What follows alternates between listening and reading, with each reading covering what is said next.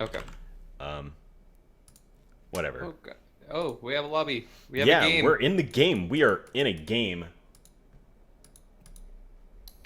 Oh my god. Radiant team ban. Okay, my mic is enabled in the game. I didn't see it popping up, so I wasn't really sure if it was or not. Oh, I gotta fix Dire my team ban. thing. Well, I hit the thing. I don't see the mic on the right. I hope it is going across into the game. If it's not, then at least you'll have it on the broadcast itself for, that twitch.tv hype. But hey, Dire we're team into this ban. game, guys. We've got TangoWango versus the Disciples of Synderen. Some classic names here. My name's Sky, Reach4sKai, and I'm joined with Forge Dota. He'll be my co-caster tonight. 10 seconds remaining. But let's kind of break down some of these picks that we've got in bans, I guess, more so than anything. Lone Druid getting removed out, Radiant team pick. even with the 703 changes, he's still annoying as anything. Let's be real. The Disruptor ban, I think that might be more of a target ban. I'm not too sure. Do you find Disruptor being like a first 10 phase seconds ban these remaining. days? Honestly, I've seen a lot more people picking him up as 5 kind of a seconds centaur counter. True. So if they're not banning it and they're banning out the disruptor, it Dire kind of team suggests to me that you just kind of want to grab the centaur because he's still pretty popular, even though the base armor was nerfed and the scepter isn't as good. It's still a 50% damage reduction, so he's still really popular. And 10 seconds he's remaining. Disruptor is, I think, one of the better counters against the hero, just because you can always glimpse back anybody 5 that seconds stampedes away, remaining. and you've got kinetic field to hold people in place, even with the eggs upgrade, giving unobstructed Reserve movement. time. The kinetic field will stop it, so kind of Dire might be what they're team angling hit. for.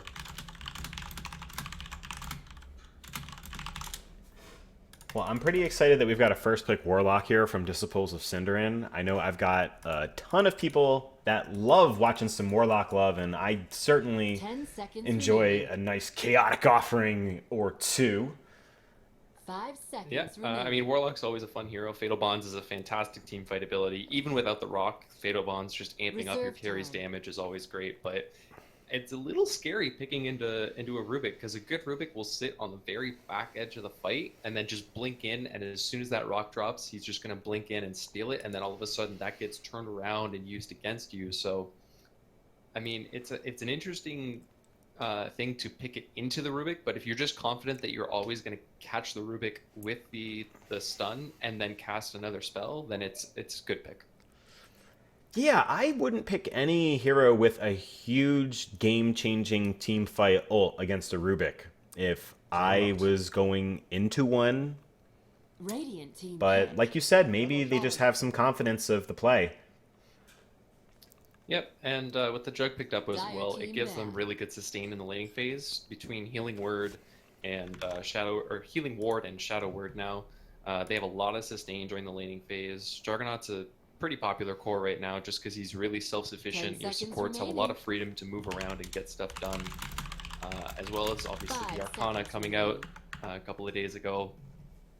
A lot of people love You the think this hero. is just for an Arcana Reserve time. decision? I mean, Do you if think he we're has- going to have it?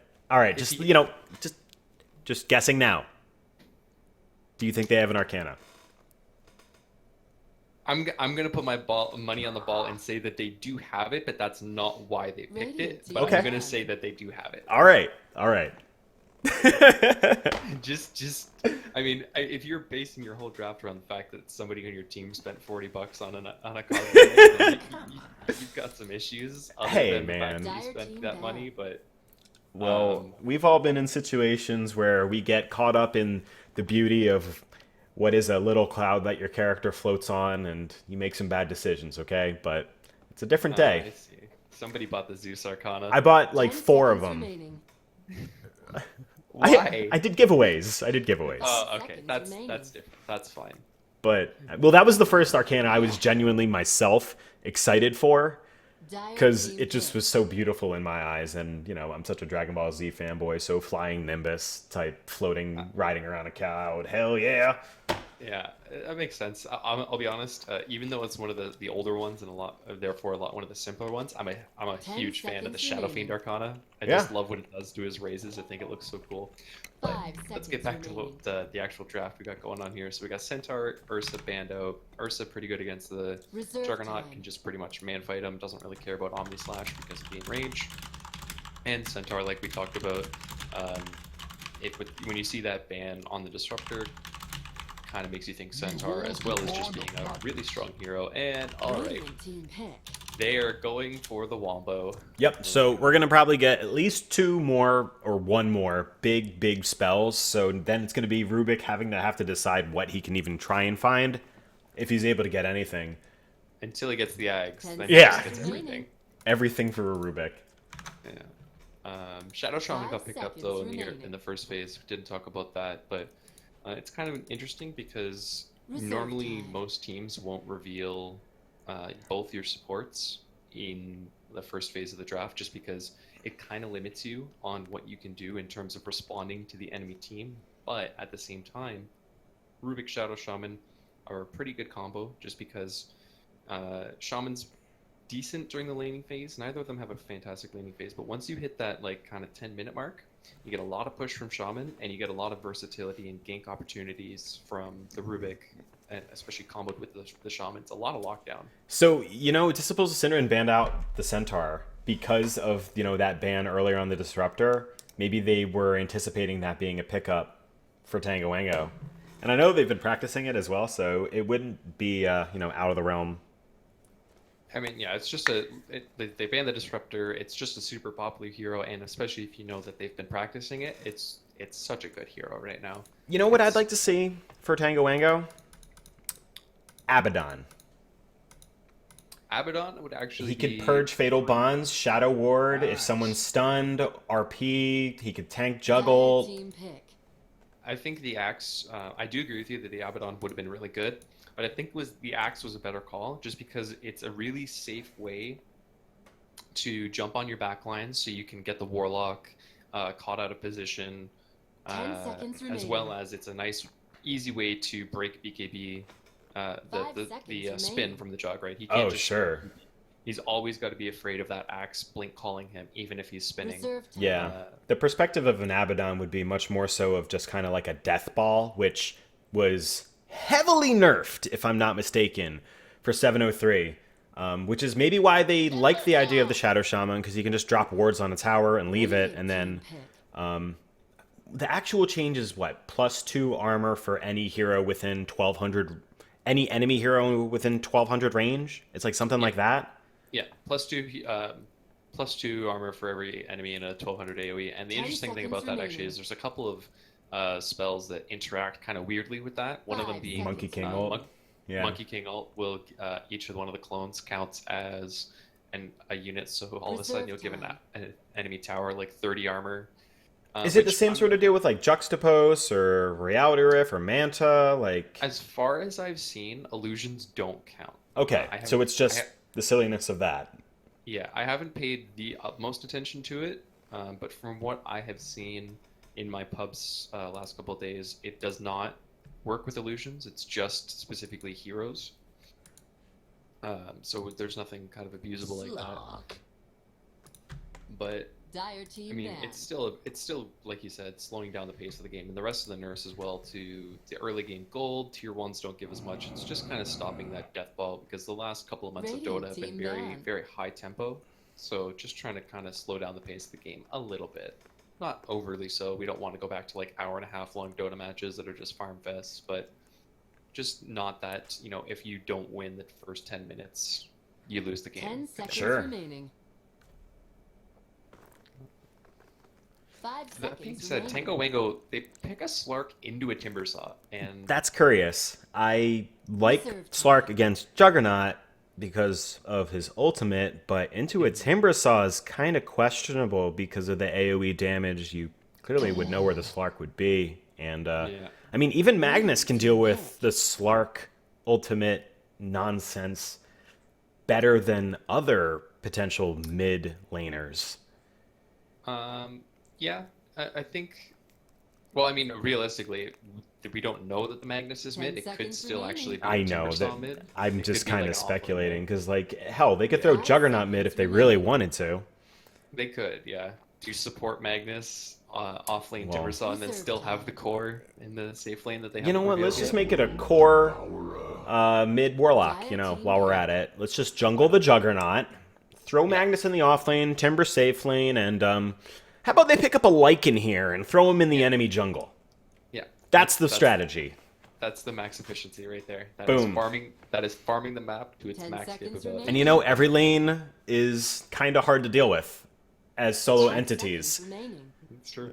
Well, but all right. OD's gonna get picked up as the mid laner Reserve now. Fantastic pick, honestly. Anybody that gets solo initiated on by the Magnus or the Juggernaut, easy imprison, and you know that's completely countered, right? There goes your RP. Sometimes there goes your rock drop. There goes your Omni Slash. Great against the Timbersaw because he doesn't really care about the reactive armor stacks. He does pure damage with his Arcane Orb, so I don't really care how much armor you have. I'm going to hurt you a lot anyway. And there's no real way to itemize against an OD because he just does so much raw pure damage that you just kind of have to get raw HP, but then you have a Slark and an Axe. 10 seconds It's going to be a remaining. tough game for that Timbersaw. But man, they go in for the Wombo. They win those team fights. Oh, geez. Yeah, Sand King as kind of like where they're just tying it all together in. I mean, they've got a lot of kill potential and a lot of sustain and a little bit of an elusive nature to Disciples of Synderen that may make it hard to kind of keep locked down. Because, I mean, TangoWango, realistically, they got a Rubik Lift. They got the kit for Shadow Shaman and an Axe.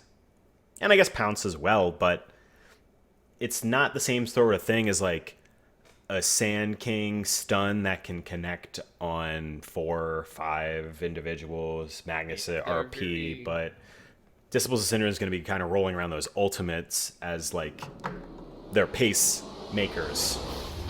Yeah, what I'd like to see out of them is not to blow every ultimate once, but maybe stack 1 or 2 together, right? You have RP into Epicenter, and then you have maybe Warlock into Omni Slash, right? You don't use all of them in one go unless you really need to, Prepare because otherwise for it creates battle. a huge downtime for a couple of minutes where your enemies are just able to push your towers, and well, most of your heroes are kind of useless. Sure. Your mic is like breaking in and out right now. I don't know why, but I figured I would let you know before we kind of get into this too crazy because my Yeah, voice but- pickup is over Discord rather than anything else. But Yeah, it's good now. I don't know. Yeah. Oh, the open mic in Dota TV is pretty crap. So I have to use the push to talk options. Fair enough. Fair enough. Well, we've got TangoWango smoked up as 4 in the top lane here, and they might be able to find Magical Clouds and Don't Drink Your Milk. I Drink Your Milkshake out of position, and yep, that's going to be the lift right into the shackle. 30 seconds. That's He hasn't skilled yet. The axe could get called, but no, they don't need it. No, they don't. And that was relatively easy for them to invade their jungle, get the kill, get that rune, and then Slark go is back on with their his own. team. They know that Slark's on his own. And King hasn't leveled yet. they could flex on him with a Sand King stun and then Slark grabs. Slark can't grab, but right now they're just going to be able to zone him out just with their lane pressure of just positioning and whatnot. The battle. I mean, it's still better for the Radiant under all counts because they already secured the first blood. Oh, and OD's actually going to TP right to the mid lane. He wants to make sure he gets his block off because he knows Timber's going to... Actually, Timber's going to miss half of his wave. So the OD is going to be in a really good position. I think he got the first blood. Yeah, he got the first blood, so he's already almost got his bottle. And he got the mostly better block. I actually missed it a little bit there. But OD's off to a really good start, and that's pretty much what you need. Yeah, I mean, right now OD can punish the Timbersaw a little bit with the Astral Imprisonment to secure last hits or denies here and there. But right now, he should just be kind of looking to get any last hits that he himself can get. Yeah. So for anyone that's just tuning in now, this is the Trench League tournament that we are casting. We've got TangoWango versus The Disciples of Synderen. Disciples of Synderen. Alright. Sorry, bottom lane, we've got Magnus getting caught out by 3. Stun coming in from Jones, connecting as well. And they're doing a little bit of creep blocking here on the Magnus. Are they going to try to get him? 30 HP. One more right click. He's actually still alive. No, he gets the last Oh, there we go. But they're actually going to get Enter too. Following up with a shackle on the Sand King. And this could be a big trade for them. Wow. Yeah, that was really well done by the supports there. Just really nice attack moving to make sure that they were able to get the Magnus, who almost got away. And just like, this is the problem with Rubik Shaman, right? Is if they get that early level 2, which Shaman has now, Rubik is pretty close to it. That's a lot of lockdown coming in from Shackles, and obviously the lift into Pounce. And then you have really good nukes from either Shock and Fade Bolt. So all of a sudden, this level 2 spike for 2 supports, you're like, oh, it's not that big a deal, but it's a lot of lockdown and a substantial amount of damage.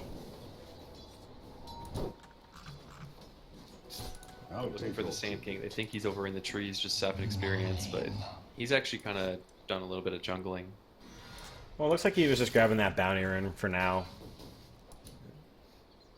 And meanwhile, top lane, Axe is like, alright, I'm just going to stand in the middle of your creep wave, you're going to chuck out a Shadow Word on me, and then I'm going to run at you. I'm an Axe. Yeah.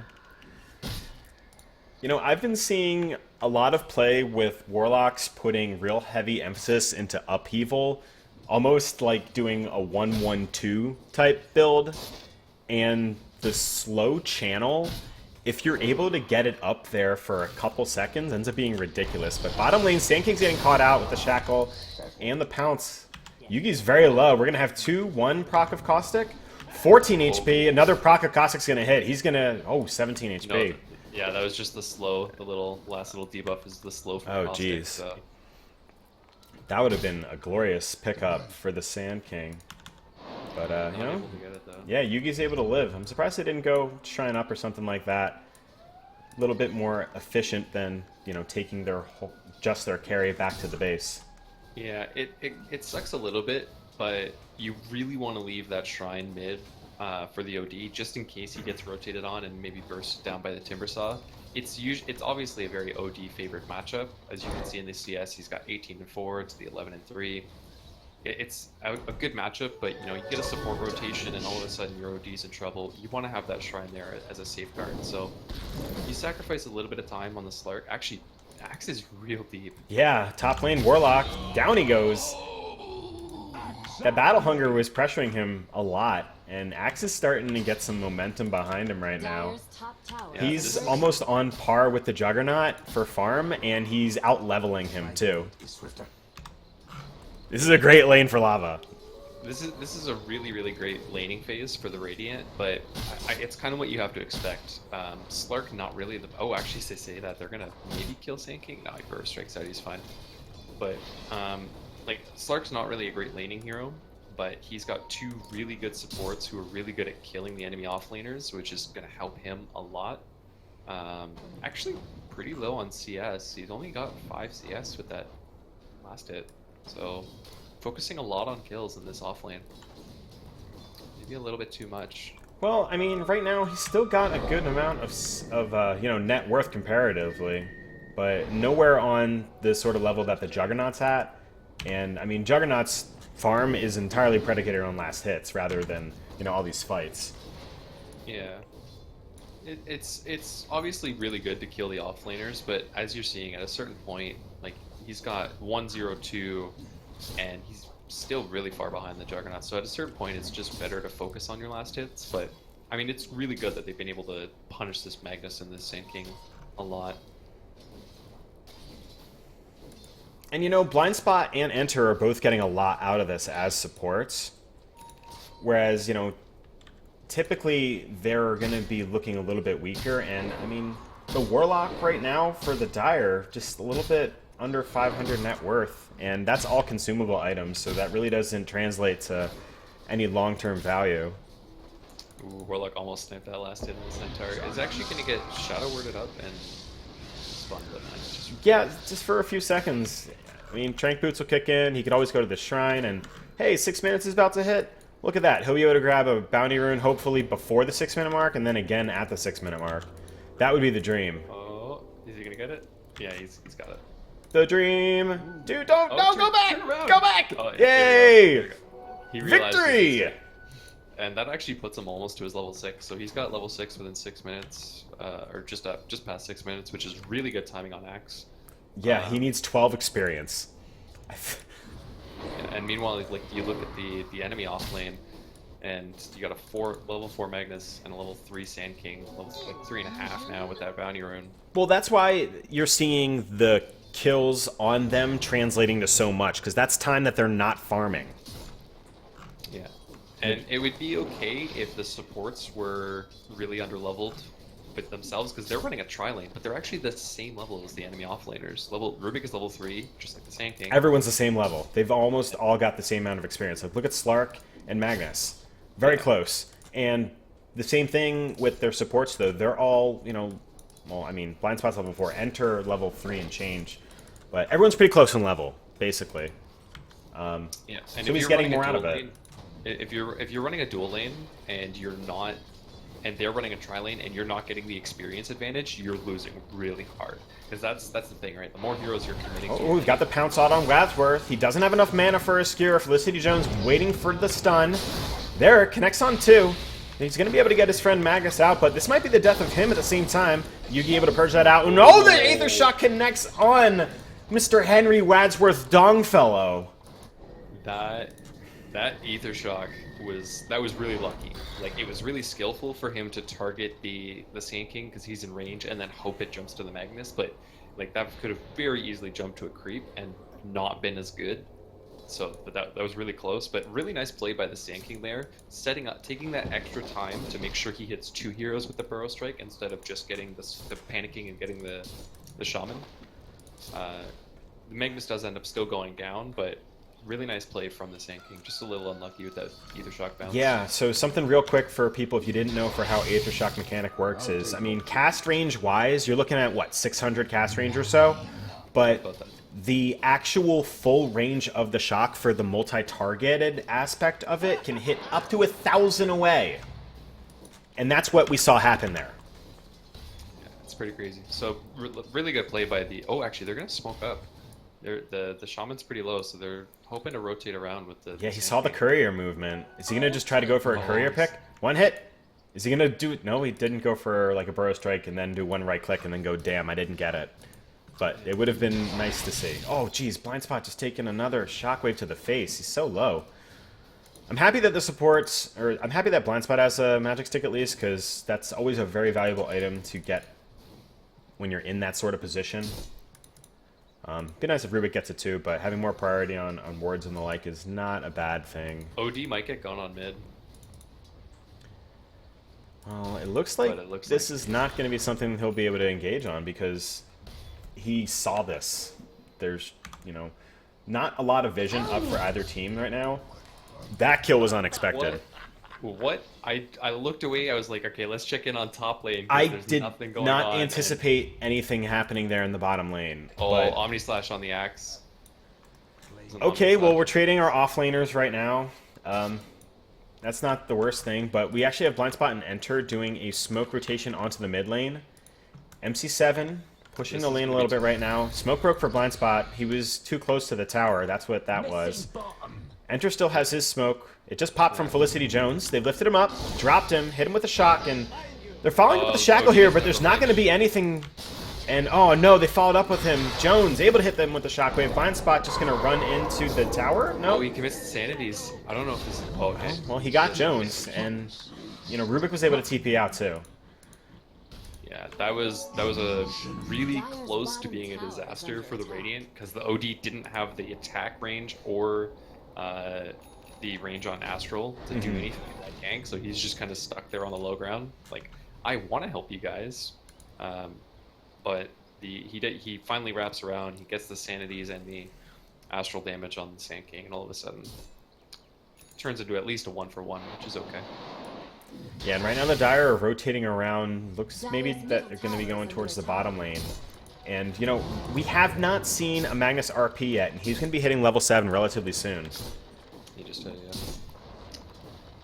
Yeah, I mean that's the thing, right? I was gonna bring this up earlier, but there's just been so much action I didn't get a chance. The laning phase for the Radiant is going to be better just because OD is such a strong laner and Axe is such a strong laner, especially against like melee cores. Like they had a really good laning advantage, but the real like turning point for the Dire is going to be their ultimates, right? That's what they built their whole draft around. So until we see that first rock drop, that first epicenter, that first reverse polarity, until we see those big ultimates come out, we don't know how this game is going to shape up, because that could turn the game completely around just on one wombo combo, or it could fail miserably. And well, we've got some posturing here in the mid lane. Felicity Jones still outside of line of sight and is either trying going with a stun, actually whiffs it. They're going to back up off of it. The Astral still connects. The Astral reactions on that OD were actually insane. He was mid burrow strike and he's just like, nope, you're not going to stun any of my supports. That was crazy. Yeah, but the best part about it is even if you Astral him pre-burrow strike cast, you will still, after the Astral has expired, be at your destination. Yeah. Yeah, it doesn't stop you from doing the movement spells, but it is just nice that he was able to prevent the stun, because if the stun connects there on like even one or two heroes, actually Epicenter are going to get channeled at bottom. Oh jeez. He's able to take out just the one. Yeah, Magnus got gone on by the Slark. He couldn't skewer away. I think it was on cooldown, and the Sand King just happened to rotate down and channels up the Epi in the tree line. And well, I wanted to point out that Lava has finished up his Blink Dagger, and this is going to be good timing for him as Axe to make some plays happen, because OD also has his Force. So 2 key items picked up, and was Enter trying to secure some vision in the jungle? I'm not sure, but he gets struck down by the Omni Slash, goes down immediately. Oh, this is the easiest setup ever. Well, yep, that's that spin to win attitude that Lava can most certainly do. Oh, he misses the dunk. Oh, nope, there's the sanity. Okay. Felicity Jones in the tree line. Hit him up with an Astral.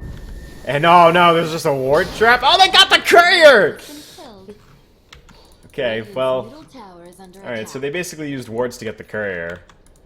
I mean, I don't know if that's worth it. I don't know either. Drop that. You kind of want to drop that on at least a tower. Yeah, that would be the best place to be. The fact that Sand King was able to burrow strike out of there was pretty unfortunate. Well, I didn't check Shadow Shaman's cooldowns to see if, either Hex or Shackle was something that he could have done.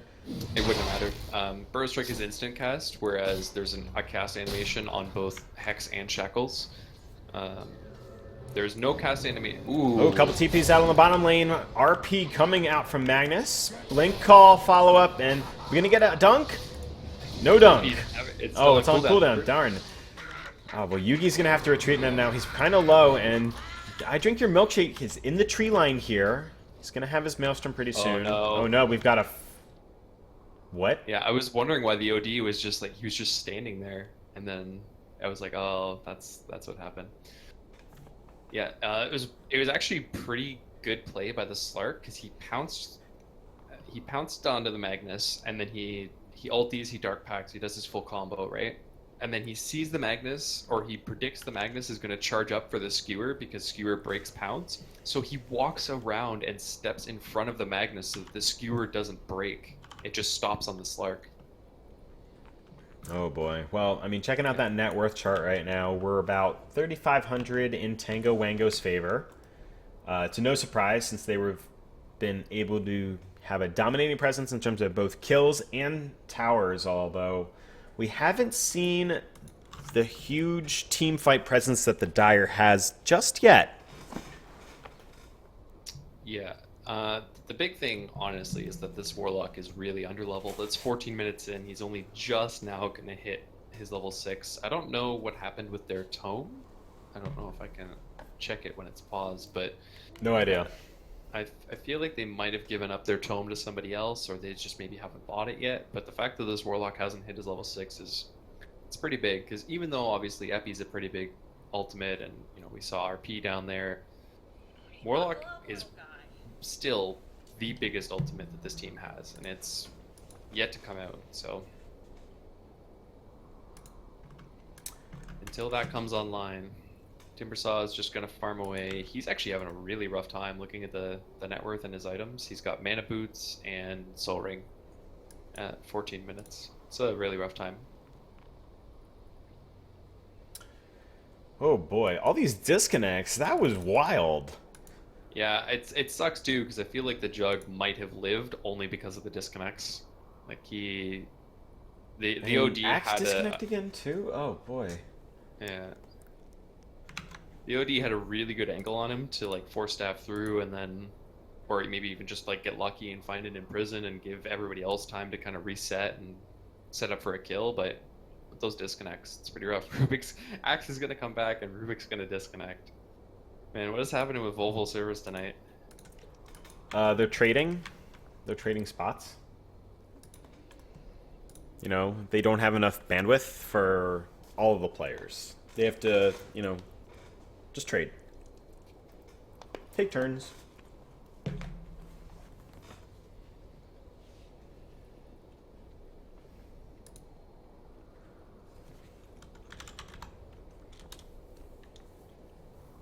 And we lost another 2? What? 3? Yeah, And now another one's back. Every time somebody reconnects to the game, somebody else gets kicked off. This is some clowny shit. I don't know. It's kind of okay though. It gives us a sec to look at how people are doing in terms of the game so far. Rubik, he's pretty poor. Looks like he's going to be the sacrificial lamb. Shaman's already got mana boots and a full wand. Rubik's pretty much just got brown boots and a bunch of disposable items. Sand King still working to that blink dagger. He's a long way away. That's the pipe dream for him right now. Juggernaut's actually going to rush the Maelstrom. Yeah, he's got that finished. Oh yeah, he does have it finished up. He's got the recipe in base. Yep. It's kind of neat how the meta changed. Just because since that patch, since 7.03 came out and the buff to the cleave damage from Battle Fury, I've seen a lot more of the return to Battle Fury jugs in my pubs. Well, I feel like there hasn't been enough like discussion for you to know if Battle Fury is really worth it yet. I mean, I think it was like a 5% increase in cleave damage, which doesn't sound like a whole lot, but that's you clearing the whole camp faster. And in team fights with Omni Slash, and he's already got the Magnus, so having this game at least, having the Maelstrom makes more sense because you can get the cleave anyway from the Magnus. But overall, just the return to the meta, it seems like Battle Fury is coming back just because Helm of Dom is worse now, so people don't really want to get the regen from the Helm of Dom. Because that used to be the build. You'd go phase Helm of Dom into like Maelstrom Diffusal. Sure. Right? Back when Mask of Madness didn't like. Oh, I'm talking. I don't know why I thought you said Helm of Dom and I said Mask of Madness in my head, but that's even further back. Yeah, well, I remember when that was the thing. Well, you get that and Aquila, and you just go. Yeah, that's the old meta. That's like 6.83, right? You get like you said, you get phase, Mask of Madness, and maybe a Battle Fury, and then you'd get your Aghanims because your Aghanims was really good back then. And you would just like run people down because you had insane amounts of movement speed and attack speed. What the hell? Oh my god. The whole Radiant squad is gone again. Everybody's gone. It's the worst. But yeah, I mean, this is just like so silly. How does this happen? I don't know. Volvo needs to answer some questions. What's going on, man? This is a pretty exciting game too. I was really enjoying this. Just like the level of silliness. That's all I'm saying. So the more frustrating part is like we're annoyed as casters because it's like, man, this is we're just sitting here talking about nothing. But can you imagine, like, it being like the Dire or the Radiant? I don't know. Well, the Radiant got to be so much more annoyed because they were ahead, they were winning, and then they just all DC'd. Like they've got to be like, man, we have to get reconnected. We have to figure out what's going on because we are winning this game right now. DDoS Volvo. Yeah, somebody's got to look into the what is it? Disciples of Synderen. Maybe Synderen's been teaching some not so great stuff, and Rubik's gonna disconnect. Man. So I'm checking out their Discord, and I don't know. They're all having the same problem of not being able to get into Dota or something. I don't know.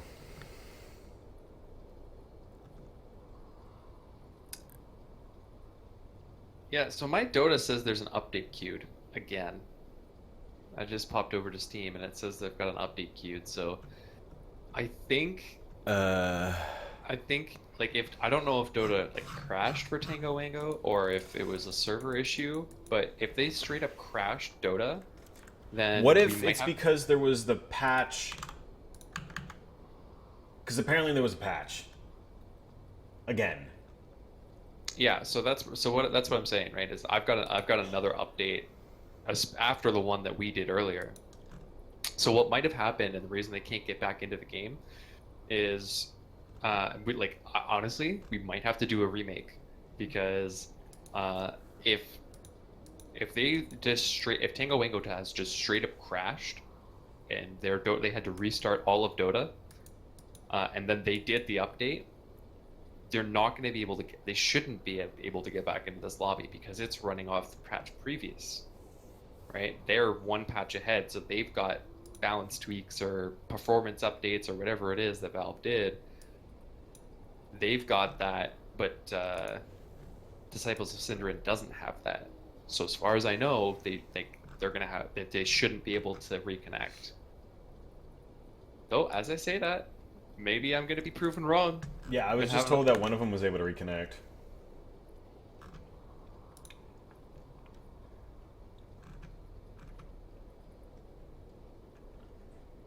I mean, the main one is just basic, like, ask them if they crashed, because if they straight up crashed, I'm not sure if they can reconnect.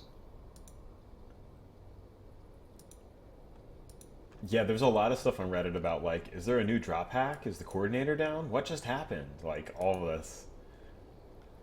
I don't know. More Arcana stuff, maybe? Kappa? Good lord. I hope not. If all of this is because of that goddamn Arcana... If there's people, like, bitching about being in low priority and losing MMR and stuff like that on Reddit, oh boy, I love it. It's so silly. I'm so glad that I'm not playing pubs right now. Well, the Juggernaut didn't have an Arcana, so feels bad, man. Oh yeah, that's right. I predicted that and I was wrong. Damn.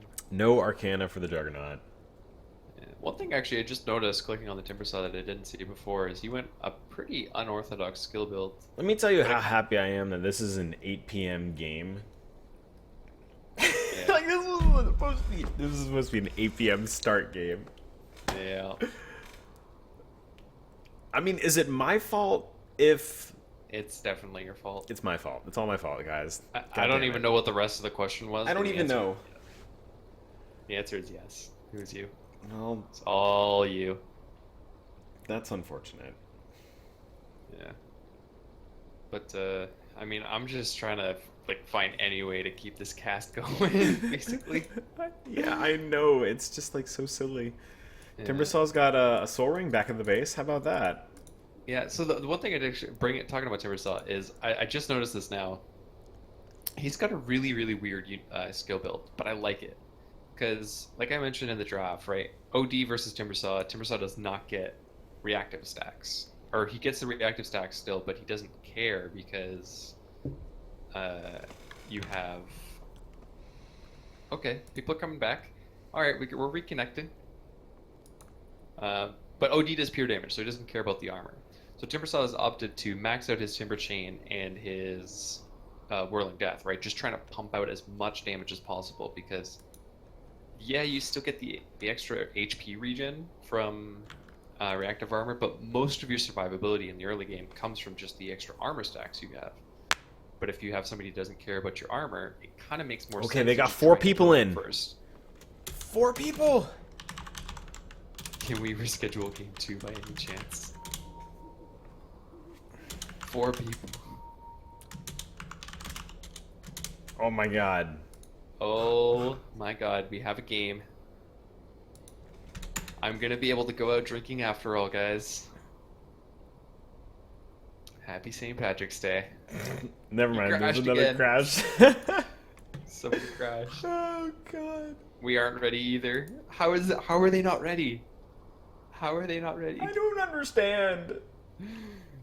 I don't understand how the Dire aren't ready. Like, they're the ones that have been in the lobby the game the whole time. Like, what? How are you guys not ready? I don't get it.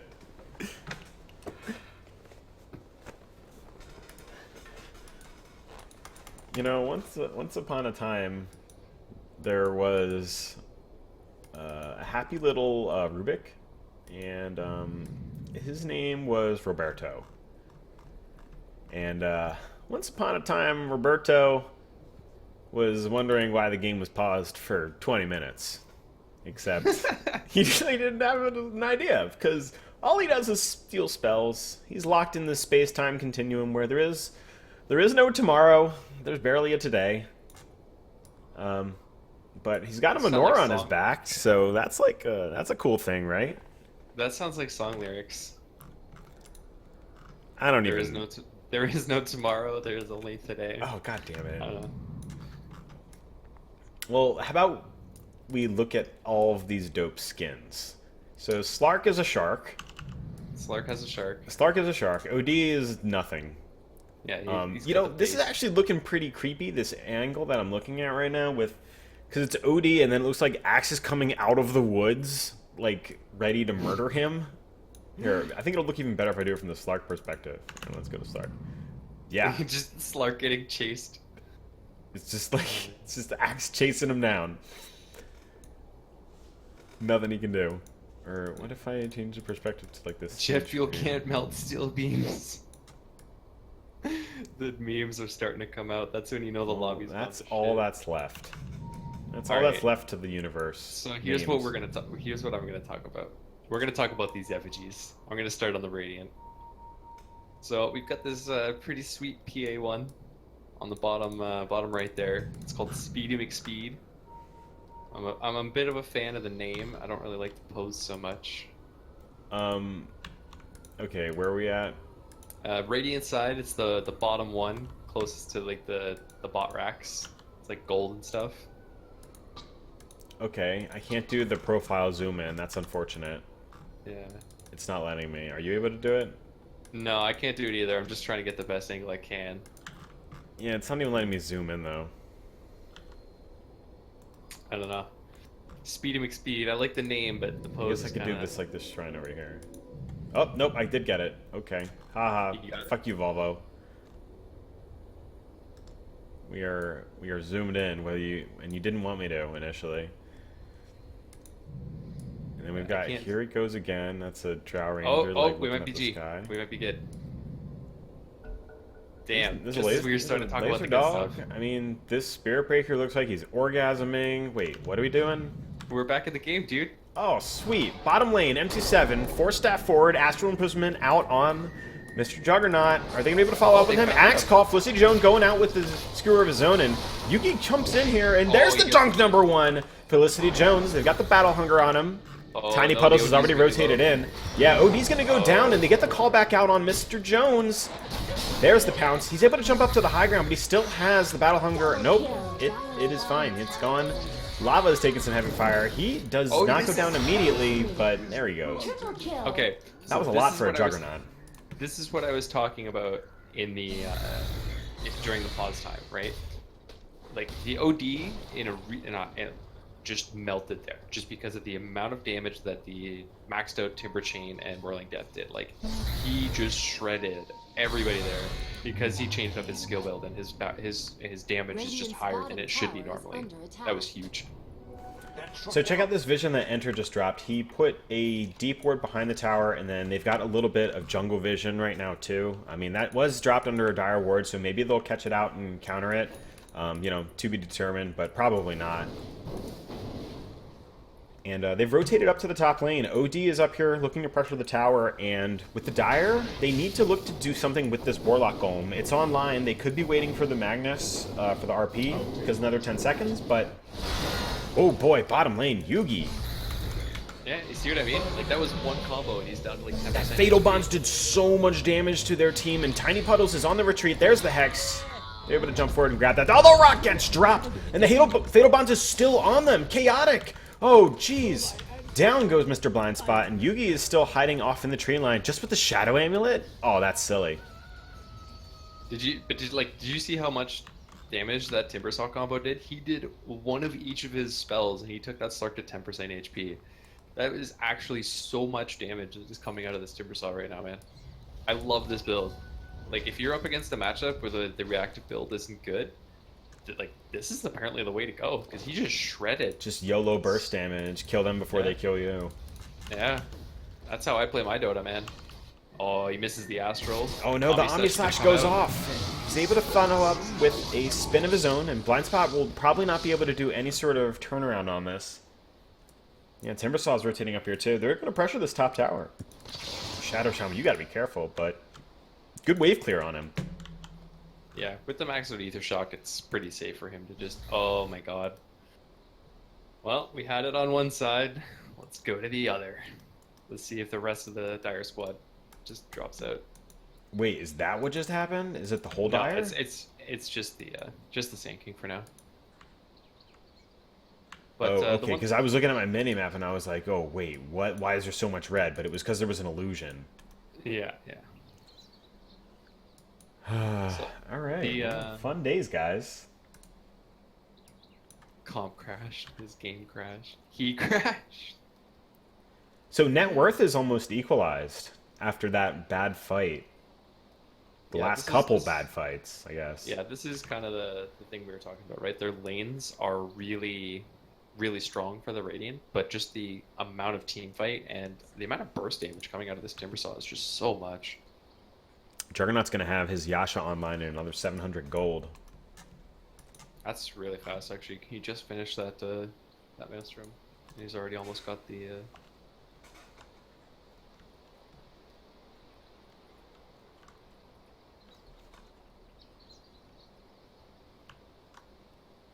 Oh, God. I mean...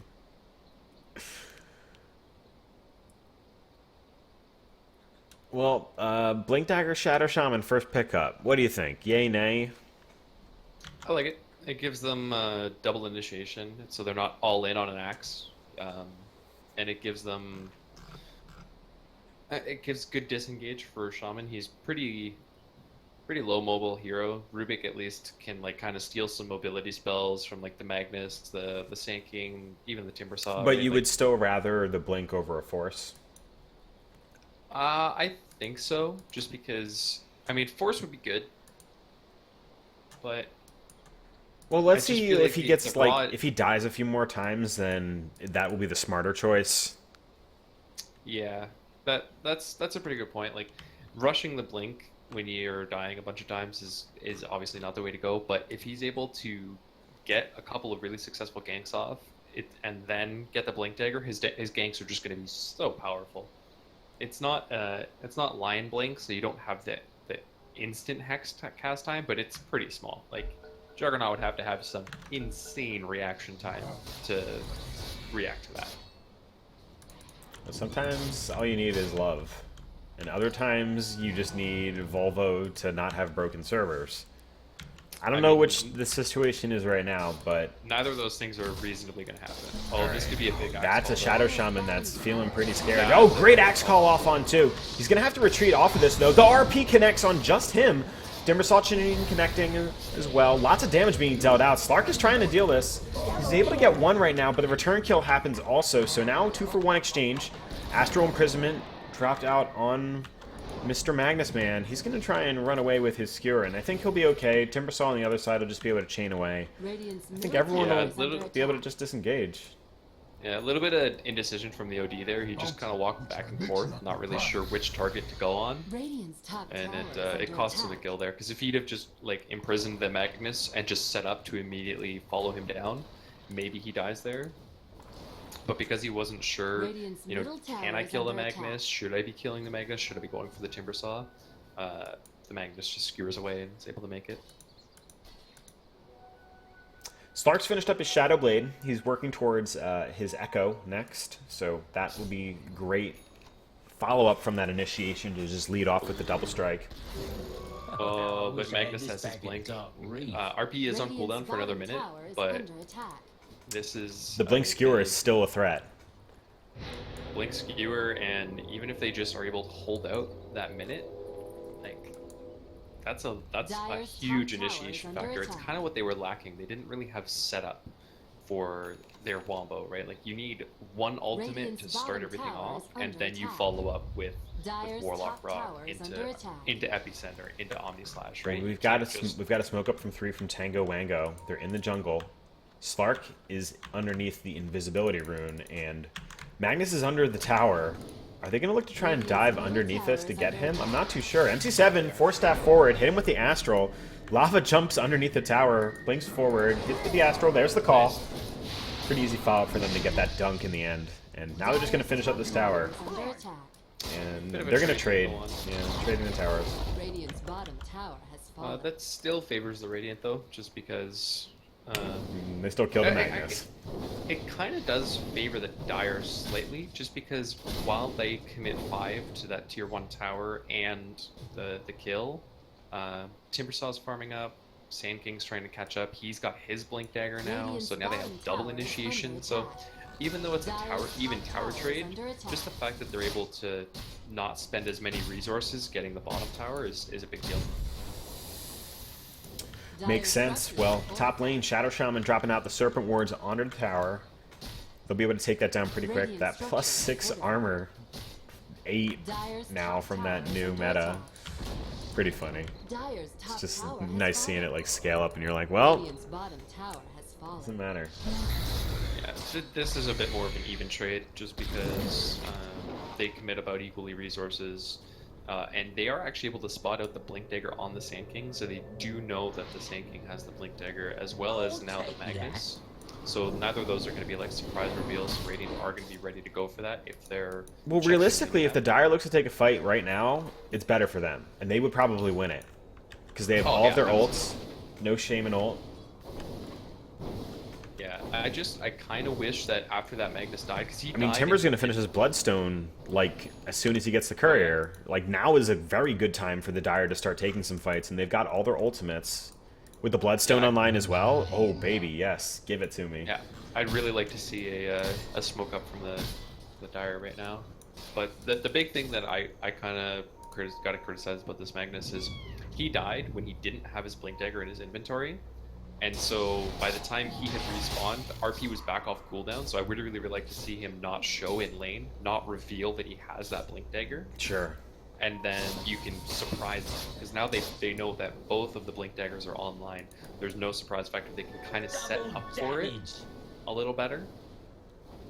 I mean, obviously it's still really strong even after the enemy knows that you have it, but that surprise factor of that first blink reveal from a Magnus or a Sand King is really strong. Well, mid lane, Axe finished up the Vanguard, and I think he'll be looking to be making some sort of plays in the soon future, or at the least keep the pressure off the mid tower. But as you mentioned, the Dire have grouped underneath their shrine. Warlock's walking over, and yeah, the smoke is there. And they're drawing around to wrap around. They know that at least 2 or 3 of the Radiant heroes are mid. Okay, well, they drew out the path they wanted to take initially, and then they completely ignored it. Jumps forward. RP off on 5! The Chakram connecting as well. Huge Chaotic Offering follow-up on them all. There's nothing they could do there. Sanity Eclipse gets dropped out. MC7 trying to retreat underneath the tree line. They're able to throw the Chakram down. He will probably go. Phases himself out for just a second here. He is most certainly going to pop. He was able to take one out with him, though. Middle tower has Henry Wadsworth Dongfellow. That RP was beautiful. Yeah. Like moist. No other way to describe it. Oh, they're gonna. I think Slark walked underneath the sentry ward. Well, Clouds has one down now, so he would have to be very careful if that's the case. Oh, Rubik, that is not a fun spell to steal. No, that's not the one you want. Literally anyone. There's 3 spells to steal from the Timber Saw, and 2 out of 3 of them are good. Yeah. I mean, if just that's something that you just randomly steal in the middle of the fight and you have an Aghanims, then you could just, like, drop it and get something else, but... Exactly. Oh, OD is TPing the... Okay, he cancels. No, they canceled out. They have a vision. They have one of them. Just one. Because, you know, comparing Radiant versus Dire Vision right now, Radiant did have eyes on that, and they can't really speak to much Elf, whereas the Dire have some pretty good control of the jungle and mid lane. And this is allowing them to kind of keep their positioning across the map like this right now, whereas they know that they can kind of farm around that jungle freely, and, you know, their team is nearby, but not so prudent that they're directly next to him, because they have vision down to know where the enemy is, and they're probably going to expect some sort of rotation from the Slark coming out soon. Yeah, they're pinging out. They know that there's wards there. Oh, the Juggernaut jumping on in on this. Oh, Epicenter. Oh, Epicenter connects on 3 of them. The Skewer back as well. That might have been a little bit of a miss, but they're going to continue the pursuit on Yugi. 1 right click's all he needs. Double kill. Okay, so drafting around the Wombo combo is really, really scary, right? Because if you miss your stuff, then you're just kind of crap. But when you have a Magnus that's landing RPs like this guy is, what do you care? 5-man RP, the first big one that we saw, 3-man RP to follow it up. Like, this guy is making plays.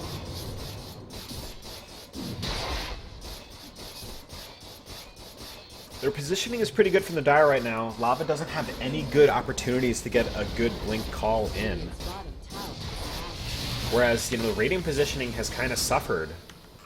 They've been grouped up, clumped up, and the Magnus has been able to just go, oh, 410 radius pull, thank you. You're all trapped. And although the Axe Berserker call is a little bit smaller comparatively, you can kind of lump them into a similar, you know, range capacity. Yeah, it's another 110, but yeah. It's not the exact same thing, obviously, but it's a similar effect. Built on the same general idea. They're going to want to initiate in the same sort of way, looking for the same sort of bad positioning. Yeah. But, like, that's the power. That is the one huge advantage that Dire have, is like they took 2 team fights, and all of a sudden, like, they had almost no towers before that. They took one lane, they took the tier 1 and the tier 2 in one push. Next time they take the tier 2 and then the tier 3, so now they have the shrines. Like, if they get one more big team fight like that, it might just be, if not GG, pretty close to it. So what do you think about this Juggernaut getting a Lincoln's? I like it. Because as he builds tankier and tankier and more stat items, it's going to be harder and harder for the Axe to burst him down. So if you're able to block the chop, then it's, I mean, there's really a lot good. of things that can proc it out. I mean, OD, Astral, true. or Atos, Axe There is a lot of Hunger, ways to- or Dunk.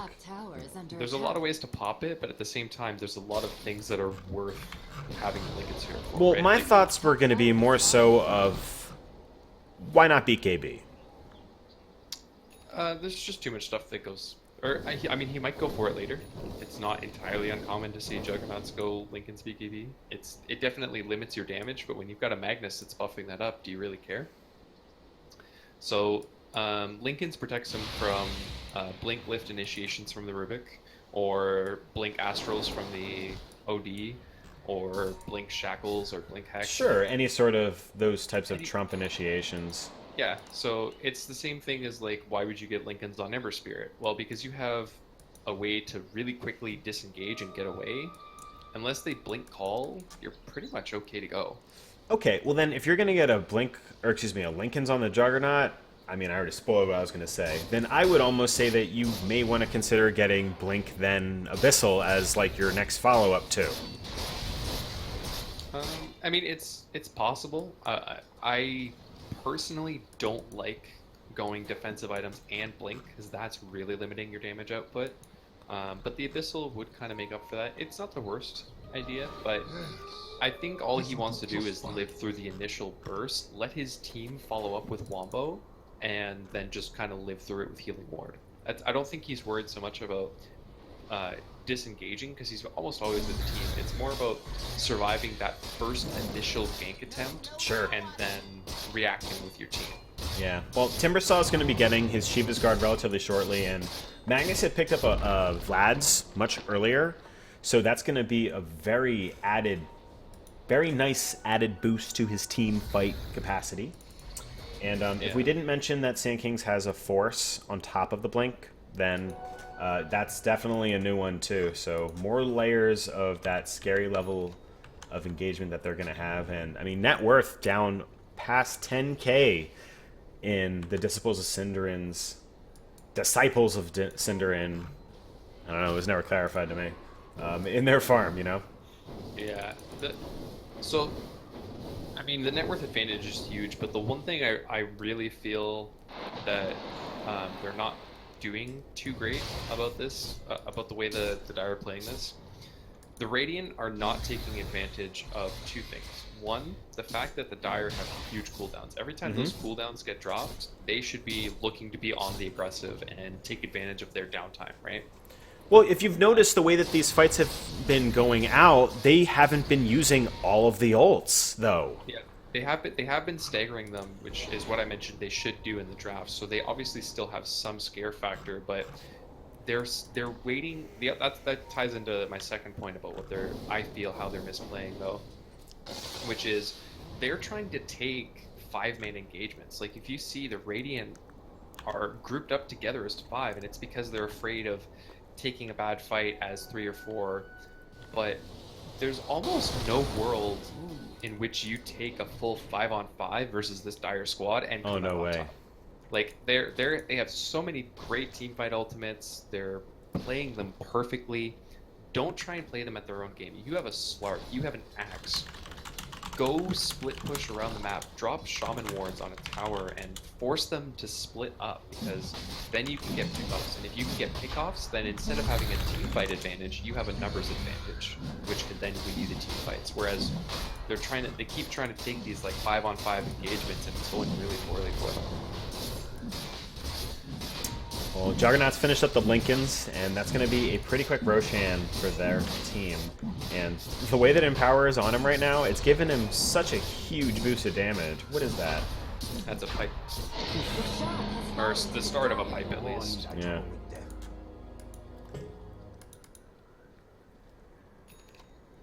Warlock's still working towards his Aghanims. Yeah, no surprise there. And Sand King will have his pipe pretty soon.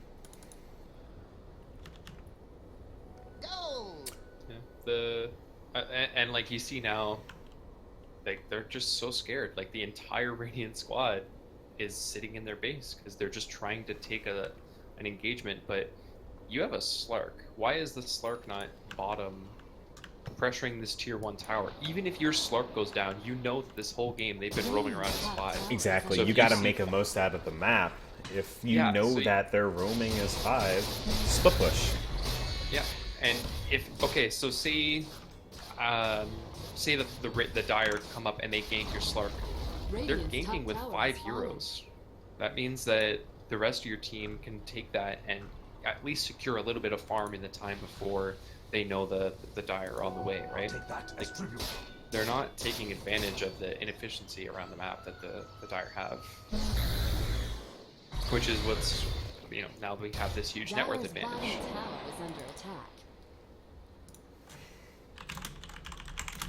Slark's actually got an S and Y queued up. That's interesting. Has SNY really made a resurgence, or is that just a mistake? I mean, he would do well with a BKB. He would do very well with BKB. I also think he would do well with a Lincoln Sphere of his own. True. Just because Sand King Burrow Strike is one of the best reliable forms of initiation they have. But it's ground targetable. It still pops Lincolns though. Even if it's ground targeted, it pops Lincolns. Is it the same deal with Lion? Yeah. Huh. Okay. So Lincoln's is a great pickup against Sand King because it'll always pop. But so I don't think SNY is the answer. If you're gonna get SNY, you got to get it pre 30 minutes because you want to eventually, as you move into the later game, you want to split those items up into their own individual things. SNY is a like early to mid game item. It's not something that you're like, man, I'm really behind. I need stats. Let's get an SNY to catch up and scale into the late game. Right? It doesn't fill that purpose. Sure. The stats you get from it are pretty mediocre. I'd kind of, if he's looking for like a stats recovery item, a Scotty is probably one of his better options. It's a natural build up for Slark. It gives you better stats as far as I can remember. And yeah, I think it's kind of questionable for him to get SNY. I don't think they've buffed it enough for it to really have made that resurgent because, you know, the value of MAME is more geared towards the mid game, I feel. Yeah, it's like I mentioned, like it's not a late game item. If he was going to get that, he had to get it like 10 minutes ago. Dyer postured out on the outside. Haha, Wads for a Dongfellow. He blinked in trying to get something. Struck with the Atos from MC7. They're going to look to follow up on this. Lava gets the call. Juggernaut hit invis. A little bit of just a quick skirmish here. That Warlock upheaval. Yeah, just I mean, just both teams trying to find a little advantage they can. It was a nice blink attempt by the Axe, but another blink call in on the Juggernaut. What RP was that, Skewer? Felicity Jones does get a nice epicenter stun off on 4. Enters pretty low, but I think he'll be okay. Able to get out of this, and oh geez, Felicity Jones taking so much fire, but Yugi is the one that really needs to be concerned. Enter had a burrow strike? That was a misplay. He just went down immediately after trying to go in on that. MC7 gets one follow-up kill here. He has an Atos that he could try and turn around on. And we've just got a Slark. But we've got these wards here that are down here as well for another 13 seconds that can maybe help him out. And Rubik is now bought back? Oh boy. Juggernaut is still under heavy pressure. Wow, that Lincoln's was able to do wonders for him. Yugi needs to get away. He's getting stunned out. Down he goes. That's a godlike for a Mr. Juggernaut. I drink your milkshake. Sand King, meanwhile, forcing in the Great Wave, and they get that bottom racks because they had taken the tier 3 there previously. Oh, geez. And Blind Spot comes forward, gets the Hex on Felicity Jones. The Atos follow-up was a little bit too early, but I think they'll be okay here. Actually, he has the blink. He's able to get out of it. Yeah, and the Dire was already rotating up behind him. So you were a little confused earlier about what happened with the Magnus RP, but it was just really unfortunate timing for him. Shaman dropped down the wards, and one of them just happened to aggro onto him. Oh. So right as he was going for the Blink Dagger, he took a shot from one of those Shaman calculated wards, is what you're saying. Yeah, absolutely calculated. Shaman did that on purpose. Calculated. Absolutely. Look at that. MVP Shaman. Yeah, it wasn't unfortunately enough to save the team fight, but it was just one of those kind of like things where you can't really prepare for that kind of thing because it was just really unfortunate timing on the Magnus's part. Just as soon as the wards got dropped, one of them aggroed onto him, and then he went for the blink RP, but by then it was too late. So Odie optimistically wants to get a sheep stick, and I agree that that would be great for him, but it's going to be a hard climb. You want him to do a blink, more initiation? Blink dagger, it's not even initiation. OD Blink Dagger is probably one of the best disengages in the game because you can astral yourself. Sure, self-astral and blink out. You guarantee that you can't take damage, and if you shift Q up the Blink Dagger, you can always get out. If he had a Blink Dagger when he was just like Puck. Yeah, when he was trying to run away from the Magnus in these trees over here, if he'd had a Blink Dagger, he astrals himself, he blinks out, and he's gone. Because it does damage to the Magnus, so the Magnus can't blink and follow him, and he gets away scotch-free. Stark's got his Yasha. He's jamming. He's still going to be going true to that SNY. And the other actually item misplay that I think happened is I like the pipe for Axe. Uh-huh. but I think I would have liked to see a blade mail before he commits to the full pipe. I think a casual hood would have been good. I agree. That would be really nice for him to get that blade mail, because his damage output right now is severely lacking on all these magic damage dealers, and Timbersaw right now pretty susceptible to magic damage comparatively to physical. Yeah. And the other thing too is like Timber doesn't care about pipe. Almost all of his spells are pure damage, and Whirling Death is even pure damage if you hit a tree with it at the same time. So pipe doesn't do anything for you there. You might as well get the blade mail so that you can maybe reflect some of that damage back. They were hoping to find a Slark here. He's invisible right now. Yeah. You think he could do something here on Mr. Timbersaw? I'm not sure. He uses the Silver Edge, jumps forward. That break, not going to be able to do much for it. Oh, jeez, the Chaotic Offering comes down on everybody here. Fatal Bonds as well. The follow-up on Lava is paramount.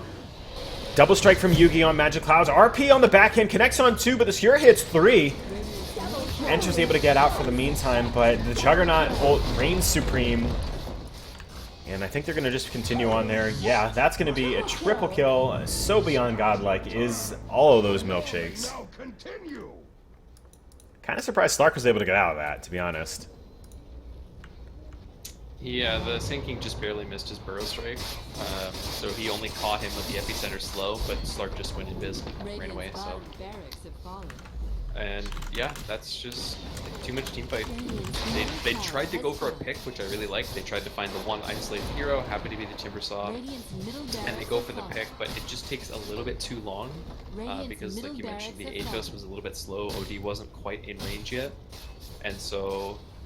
Juggernaut, in the meantime, off the back of those last two pushes, he finished up his Scotty, so with the Empower coming in for the Magnus, he's getting just absolutely... Jeez, those Juggernaut slashes sound so crazy, audio-wise. Like, look at this, like, the axe gets... Whack, whack, whack, whack, whack. 0.3 attack speed! 420. Yeah, the axe gets 40 damage from Berserker's Call, and he was melting to that Juggernaut. Like, it's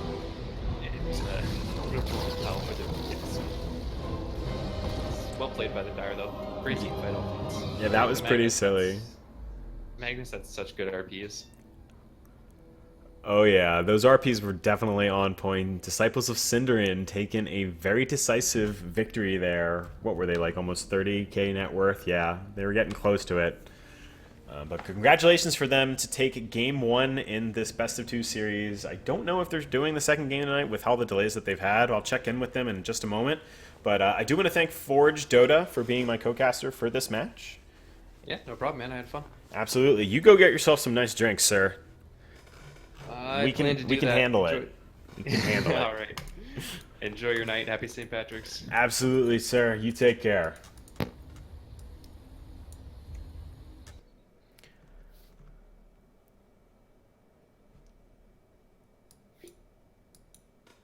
Okay.